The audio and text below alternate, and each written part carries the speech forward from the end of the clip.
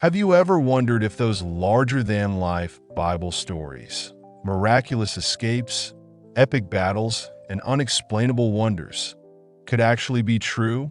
What if I told you that ancient texts, modern science, and buried artifacts have begun whispering secrets about these age-old tales? Oh yes, this is going to get very interesting. Hold on though. I'm not going to spill it all just yet.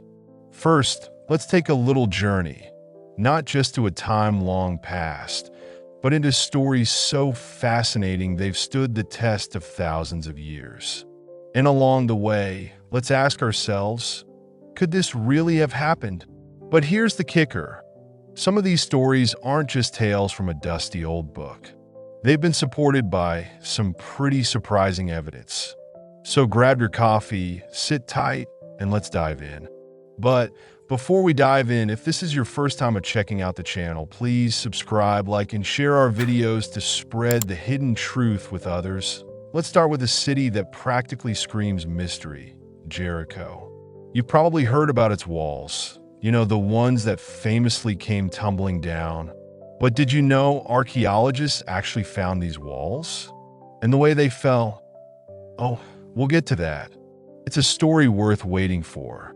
Think about it, a city that old, with walls that fell in a way nobody could quite explain. Was it an earthquake? Was it sheer human ingenuity? Or was there something more? Then there's the story of the Red Sea. Moses raising his staff, the waters splitting in two, and an entire nation walking through on dry ground. It's one of the most cinematic moments in the Bible.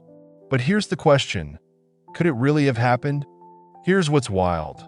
Scientists have found unusual geological formations beneath the Red Sea, structures that could explain where this crossing might have taken place. But I'll let you chew on that for a bit before we dive deeper into the evidence. And what about Noah's Ark? You've heard the story.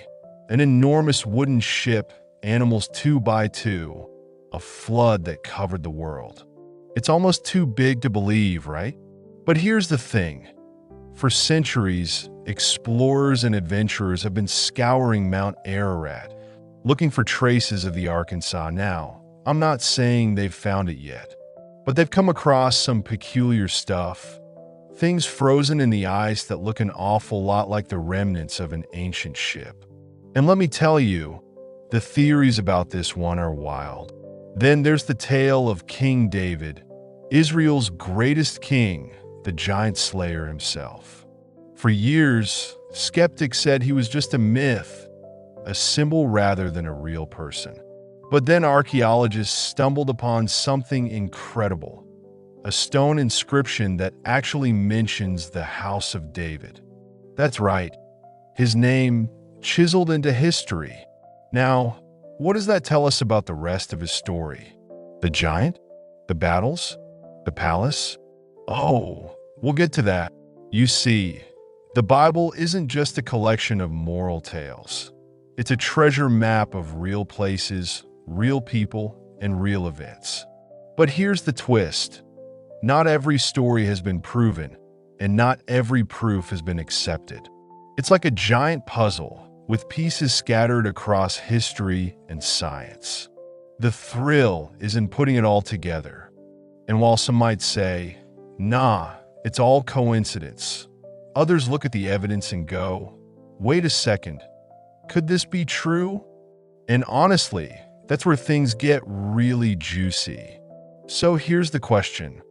What do you believe? Are these just stories? Or is there more to them than meets the eye? And if they are true, what does that mean for us today? Oh, we're just getting started. Stick around because the answers might surprise you. Let's revisit the crumbling walls of Jericho.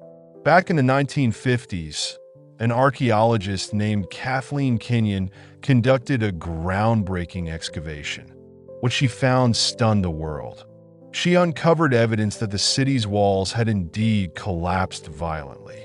But that's not all. Kenyon discovered a layer of ash and charred remains, suggesting the city was destroyed by fire, just like the Bible describes. Even more intriguing, the grain stores within the city were untouched. This meant two things. First, the siege was short, and second, the city fell in the spring, aligning with the biblical timeline of Passover. Could this be the smoking gun? While some debate the exact dating of the ruins, the evidence lines up remarkably well with the story of Joshua. Coincidence? I'll let you decide. Now let's dive into the Red Sea.